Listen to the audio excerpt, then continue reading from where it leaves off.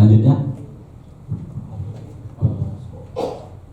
Nah, ini yang tadi saya bilang, standarisasi produk untuk ekspor. Ya, jadi sekarang ini kita lihat hampir semua UMKM Indonesia sudah memiliki tampilan produk yang sangat cantik dan bagus. Akan tetapi masih banyak juga pengetahuan tentang detail produk yang akan diekspor belum betul-betul diketahui. Ya, di bawah ini adalah hal-hal yang harus diperhatikan dalam produk yang akan kita ekspor. Satu, halal. Harus ada halal.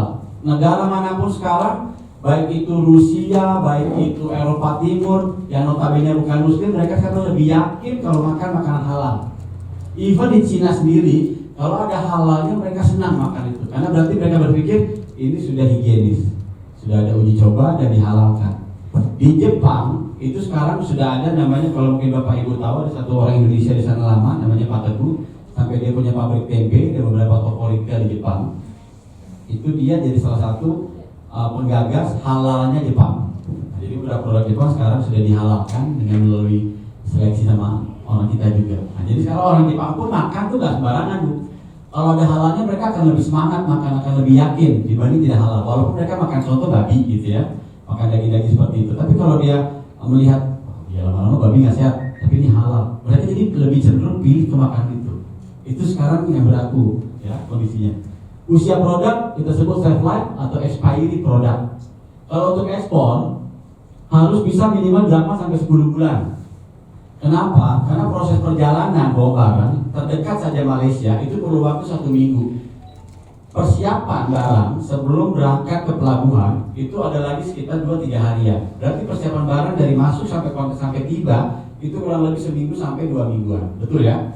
Jadi 2 minggu barang tiba, masuk sampai gudang pembeli di negara tersebut, dia proses lagi, key-in lagi sistem mereka sebelum mereka jual, create lagi, perlu waktu lagi 1-2 minggu lagi. Berarti barang itu masih belum bisa dijual keluar, sudah mati 1 bulan. Ya, kalau barang ibu cuma SP 3 bulan, 1 bulan sudah mati, 2 bulan, dan di luar negeri, kalau barang itu mau expire, mereka udah nggak akan mau beli, bahkan istilahnya sudah di reject, sudah harus diretur. Contoh kalau ibu ke Giant, ke Carrefour banyak ya, 1 bulan expired, biasanya mereka kasih promo. Tapi namanya kita mau memperkenalkan produk kita di negara tersebut harusnya panjang dong. Karena kan orang baru pertama apaan sih, belum tahu kan, mungkin kedua kali penasaran, coba dia beli 1.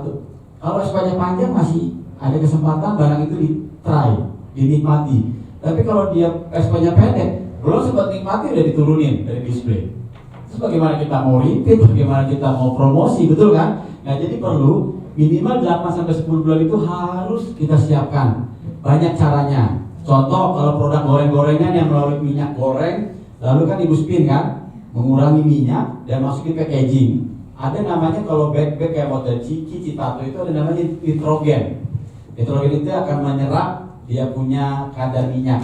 Ada lagi yang sifatnya berupa gel, yang silika gel. Nah itu juga dia menyerap oil dan menyerap oksigen. Ya, jadi itu yang perlu ibu perhatikan. Produk ibu jadi bisa tahan lama minimal tadi saya bilang 8 bulan. Kalau 8 bulan produk dalam 1 bulan sudah kemakan untuk registrasi, terima barang, berarti masih ada sisa dalam 7 bulan. Masuk toko, masih bisa ada waktu dalam waktu 5 bulan barang itu terjual, dipromosikan. Ketika sudah mendekati expired, mereka bikin oke, 50% saya diskon. Itu udah tanggung jawabnya pembeli dong, karena saya nggak mau rugi kan. Yang penting udah nggak apa-apa, saya jual pos aja. Saya beli dari Jakarta berapa, saya jual itu aja. Yang penting saya nggak rugi-rugi amat. Daripada barang saya turun, orang tidak beli, saya bakar. Karena sudah expired. Rugi nggak pembeli? Rugi karena dia punya, oh iya ya saya udah bayar sekian, ternyata barang saya ini kalau dihitung value-nya lumayan juga nih, saya harus bakar duit. Nah ini yang saya bilang kita pun sebagai penjual harus mengerti, karena kan mereka produk kita kan karena percaya ya, jadi mereka ingin ada kelanjutan. Tapi kalau kita sendiri tidak ada kerjasama yang baik, jadi sekali aja nih saya order deh, rugi nggak? Rugi ya. Ketiga, barcode produk. Banyak produk kita tidak punya barcode. Memang beberapa negara setempat dia bisa bikin barcode sendiri, ya. Tapi kalau bisa ibu mudah kalau mencari aplikasi barcode.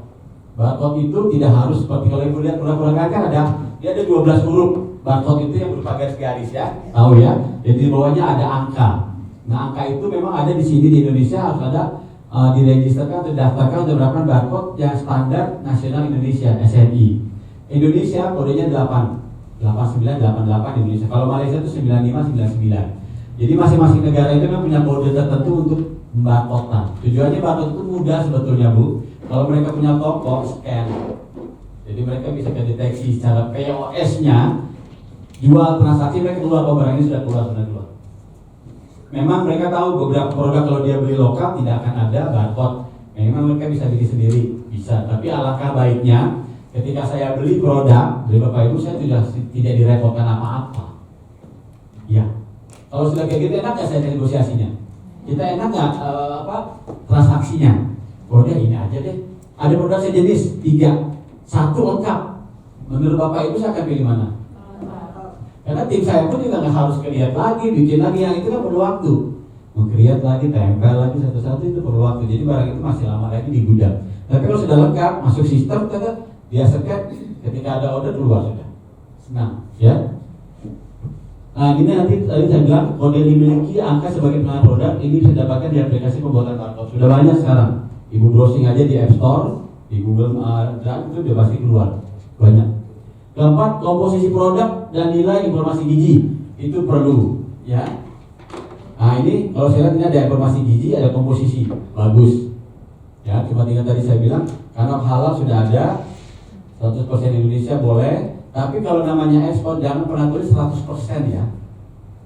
Karena beberapa custom yang katanya 100% buatan kelapa asli misalkan. Oh itu mereka minta tanya tuh mana buktinya kalau 100%. Ada labnya enggak? Kelebihannya apa? Akan dipersulit banget. Jadi hilangkan seperti itu, jangan ada kata-kata 100%. Udah kalau mau produk of Indonesia itu oke. Memang ini kan logo kita ya. Tapi kadang-kadang beberapa customnya akan mempermasalahkan 100%. Kayaknya cuma produk kamu aja bagus. Gitu kan, padahal kan hanya produk lain. Ya, jadi betul ingredient informasi nilai gizi itu perlu. Memang sekarang ini customer sudah pandai Pak Bu. Dia bisa melihat kan, expired pun kadang-kadang dia lihat 2 bulan lagi dia taruh lagi. Padahal mungkin dia pengen banget tuh makan produk, tapi karena 2 bulan mati expired nggak jadi beli. Harga murah, pantesan aja di diskon karena dia mati barang. Tapi resikonya apa nanti buat saya? Kan seperti itu kan. Nah itu makanya sekarang pembeli sekarang lebih pandai. Isi berapa produk harus ada, berapa gramnya, ya kan? Kalau sudah berapa gram, berapa mili kalau untuk cairan itu harus ada. Jadi orang oke, cuma sebagai pelengkap dan setiap minum ini UC contoh per 100 mili senang, udah cukup. Kalau sampai over mungkin tak ada dampaknya ke tubuh gitu ya. Nah bahasa setidaknya 2 bahasa, Indonesia dengan Inggris. Tapi kalau Bapak Ibu sudah pernah ekspor ke luar negeri seperti Middle East, boleh tambahkan. Jadi ada kelengkapan. Tapi minimal 2 bahasa ini perlu. Kenapa? Kalau hanya bahasa lokal kita punya, belum tentu negara setempat paham. Karena ada bahasa, contoh kayak bahasa diaduk. Di Malaysia itu diaduk nggak ada. Indonesia itu kacau dibilangnya. Yuk kacau dulu itu yuk punya masakan. Tapi kalau bahasa Malaysia masak kita minum ini yuk kacau dulu. Siapa yang bikin kacau kan pening gitu kan. Jadi ada beberapa bahasa yang sifatnya harus kita. Jadi kalau ada Inggrisnya kan oke, you stir up, you punya makanan atau kocok dulu. Nah, jadi orang paham. Jadi perlu, kenapa saya bilang setidaknya ada 2 bahasa itu Indonesia dengan Inggris. Desain brand, brand banyak. Setiap Bapak Ibu sudah pasti punya desain, itu sudah bagus. Tinggal nanti packaging yang dibuat, catching ya. Catching itu gini, ketika barang itu di display warnanya mentereng kan. Apa sih ini warnanya kok sampai merah ngejreng gini? Dia akan baca dulu pertama. Oh, kerupuk udang misalkan, udang terasi. Coba trial. Nah itu kan ada kan. Tapi kalau simpel-simpel aja ada juga yang beli memang. Tapi alangkah baiknya kalau Bapak punya desain dan jangan terlalu banyak gambar ya. Indonesia terlalu banyak gambar juga nanti susah. Simpel saja, gambar kah, logo produk, and then kelihatan ada sedikit ingredient tadi. Jadi orang lihat packaging nggak penuh. Karena kan biaya cetak packaging juga mahal. Betul ya?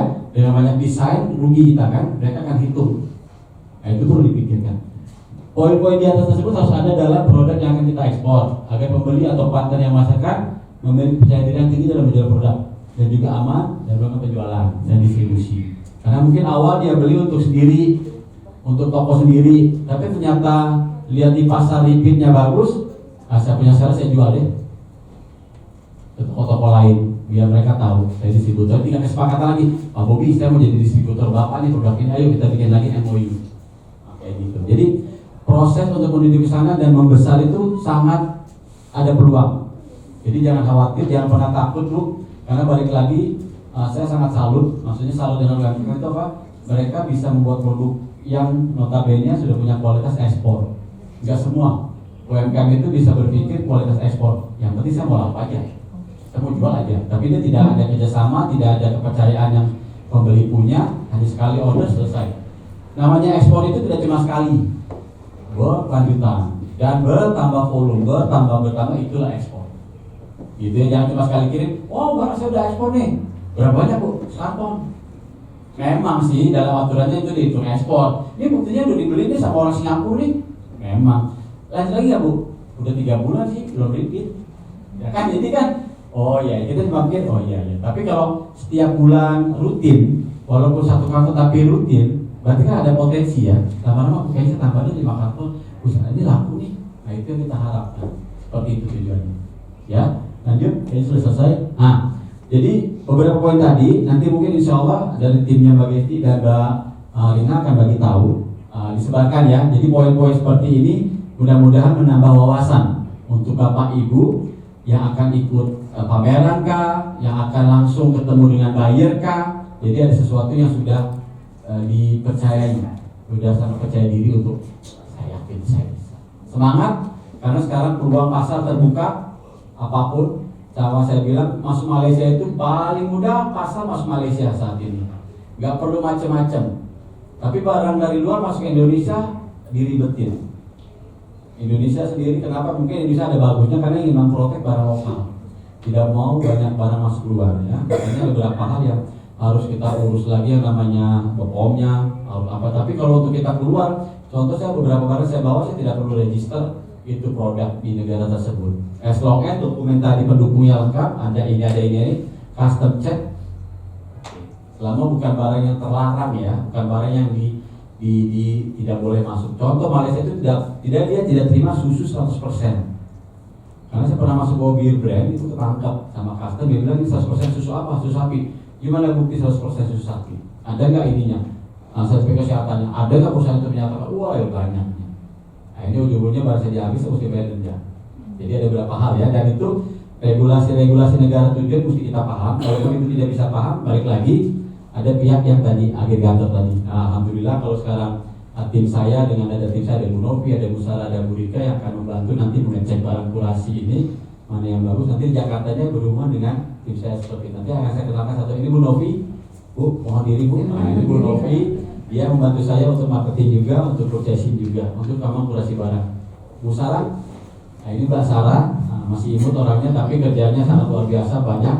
Sama, dia pun juga menseleksi barang-barang. Mbak Rika, ini Teh Rika sebetulnya, bukan Mbak Teh Rika.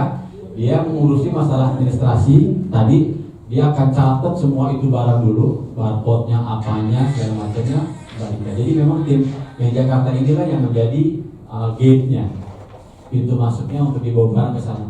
Kalau kata Bu Novi, Pak, kata Papa bagus, saya lihat ini nggak lengkap ini. Saya percaya dia karena dia sehari-hari duduk dan mencet. Oke, terus gimana bagusnya no? Ya udah kita kesempatan, kalau orang ini masih bisa diperbaiki kita lanjut, kalau nggak sorry to say. Saya nggak bisa bawa nih Pak, daripada saya rugi. Kenapa? Saya bilang seperti itu karena kami membeli produk itu kita bayar cash. Tidak ada sepertinya yang perusahaan lain lakukan, yang saya tahu. Selama saya bergerak di bidang ekspor impor, tidak ada. Ini tapi saya alhamdulillah kita punya owner perusahaan yang sifatnya benar-benar ingin membantu. Udah apa yang aja guys Pak, kasihan mereka kan perlu perputaran. Jadi berapapun barang yang kita bawa, contoh dari sisa kemarin, makanya Mbak Yani ikut sama saya lama karena saya perlu tahu harga. Karena harga yang saya beli itu akan jadi modal saya di sana. Betul kan? Ketika harga modal baru saya jual berapa, saya bisa hitung. Oh margin saya ngambil sekian dulu deh. Ya kan? Nah harga-harga seperti itu perlu, karena nanti kalau lokal Ibu senang, kita punya gudang di Cikeas Bu, dekat Bakso Sukowati, ya, SBY punya tempat. Jadi kalau order apapun, hubungi Bu Novi, Bu Sarah, Bu Rika, kirim ke sana. Nanti kalau Ibu punya packing lagi dalam bentuk kardus yang Ibu punya, lebih senang lagi. Ibu packing satu karton isi 10 kah, 20 piece kah, jadi kita beli dalam bentuk kartonan. Tapi kalau Ibu bilang Bu Novi saya cuma nggak tahu nih, pisan saya belinya, boleh. Hingga nanti kita juga punya kardus, kita pack sendiri atau kardus itu kita isi ke ibu yang packing, kardus itu kirim ke saya sudah berupa kardusan. Jadi tim saya yang ada di gudang di Jakarta tidak repot lagi packing ulang. Karena sebalik kalau seperti itu kita akan susah. Nah nanti barang kalau sudah sampai di Malaysia kita akan create itu sistem baru, segala macam sudah oke, harga sudah cocok, baru saya lempar ke Indomaret saya. Mas bisa nggak browsing ini mas, Indomaret Malaysia? Oke. Sekarang di sana kita sudah punya 4 cabang bu di Malaysia. Pertama itu kita buka tahun 2021, pada waktu itu memang COVID. Jadi banyak orang nggak bisa pulang kan, termasuk saya 2 tahun saya tertahan di sana nggak bisa pulang, hampir 2 tahun setengah nggak bisa pulang. Jadi lumayan jauh sama keluarga sama istri kan. Nah dengan kondisi ini kangen dong, mau makan susah banget, mau beli kecap, saus segala macam gitu ya. Dari pikiran itu saya dengan beberapa orang kita di Indomaret yuk, masukin barang aja deh, kita buka toko sendiri. Dan alhamdulillah buka Indomaret, bukan Mart. Nah ini boleh. Ada Instagram atau ngambil image aja, image ngambil gambar. Oh gambar. Nah ngambil gambar aja boleh. Yang gambar. Nah ini contohnya coba yang Strand Mall ke atas lagi. Ini? Bukan ke atas lagi, itu cuma dari keluar dalamnya. Ke bawah lagi mas, naik lagi terus. Lagi atau klik Indomaret Strand Mall atau Damansara. Indomaret, bukan Maret. Strand Mall, STR.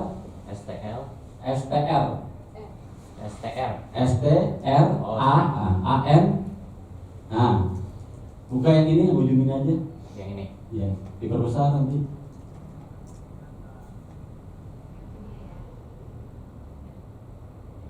Jadi kita punya sekarang ada konsep mall, yang Indomaret itu di dalam mall, dan itu konsepnya kita ada kafe juga. Jadi sekarang itu kita menjual makanan-makanan Indonesia sudah siap saji. Jadi itu sama seperti Indomaret yang ada di sini ada sudah makan siap kan. Nah jadi kondisi itu sekarang saya juga tidak cuma ngambil UMKM dari sini. Di Indonesia, di sana itu banyak orang Indonesia yang tinggal di sana, tidak punya dokumen tapi mereka bisa bikin produk Indonesia. Nah jadi kita beli juga di sana. Itu pun kami bantu, bisa nggak? Coba, foto ini nggak ada ya? Cari gambarnya aja pak. Cari gambarnya aja boleh. Ini salah satu ini doang nih. Ini promonya kita buat salah satunya. Bedanya diperbesar deh. Yang mana? Nah, yang ujung diperbesar aja. Oke. Nah itu nih kan, keluarnya sini kan, diklik aja nih. Nah, gambarnya Cuma dia sama ya. Sama nggak bisa. Nah, jadi tampilan sekarang toko kami kita memang seperti itu. Jadi banyak rak, ada frozen, ada chiller yang kita punya, dan isinya juga kebanyakan kita udah dapat supply empe-empe, tahu bacem, tempe orek, ikan bandeng, frozen kita sebut ya, somai, batagor, sampai ayam kalasan, apapun itu yang sifatnya orang Indonesia. Wah ada makanan ini. Jadi karena kan banyak pekerja ya bu, dan mereka notabene nggak bisa pulang setiap saat ke Indonesia terobati.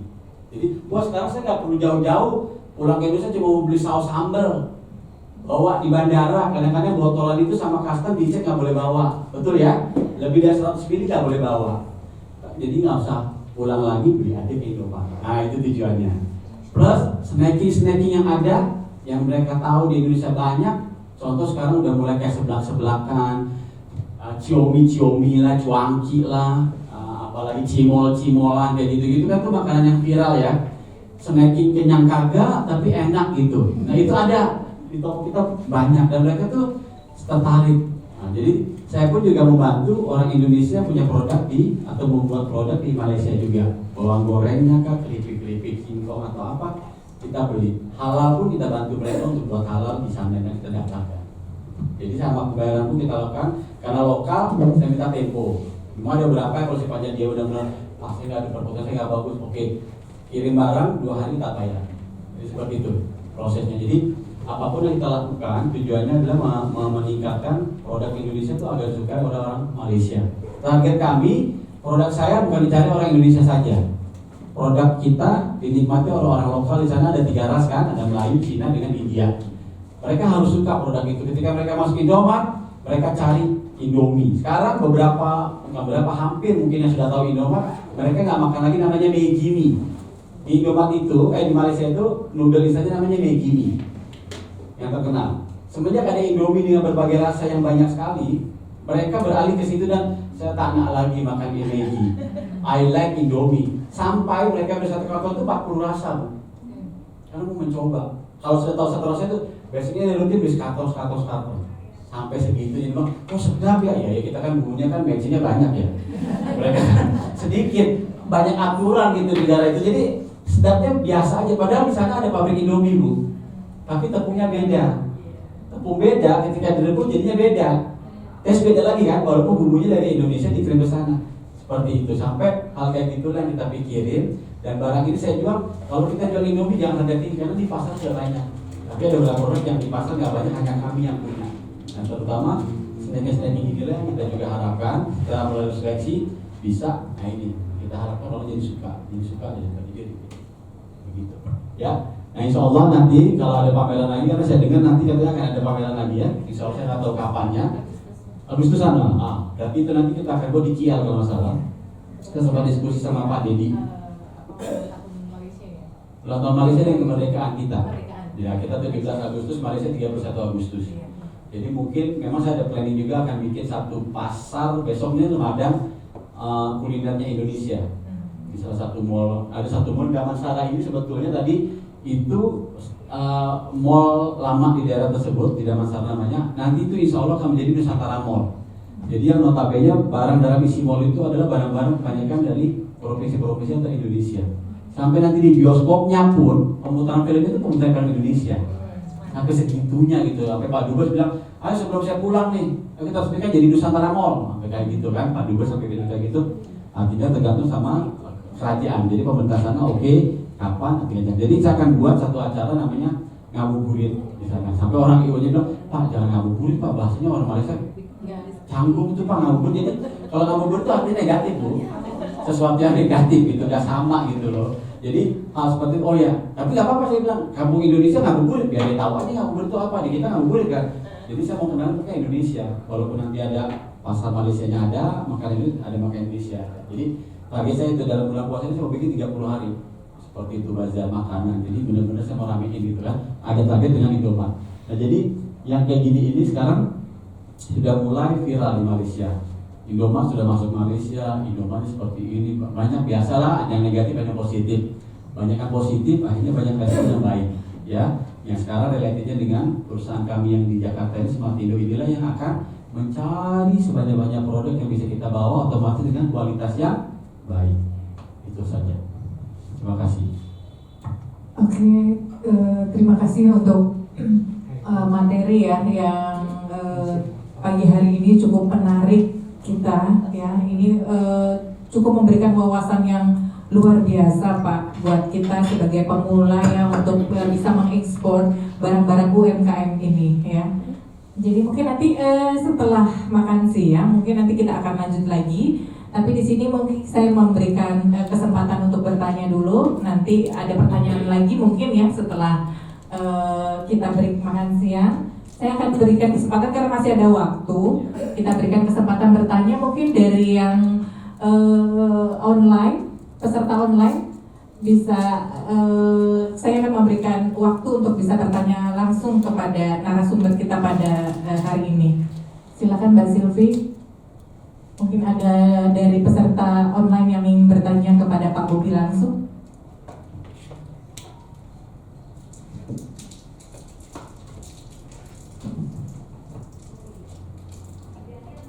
Gimana Mbak?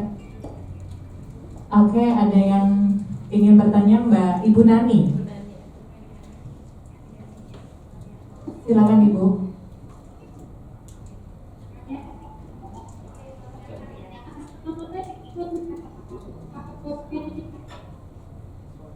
Ya silakan diperkenalkan dulu Ibu, namanya siapa, dari mana? Ya.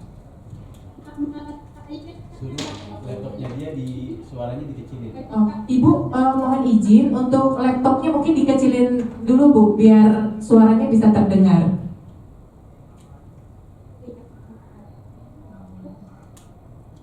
Jadi mikrofonnya dibesarkan tapi suara Waalaikumsalam. Waalaikumsalam warahmatullahi wabarakatuh. Monggo Bu.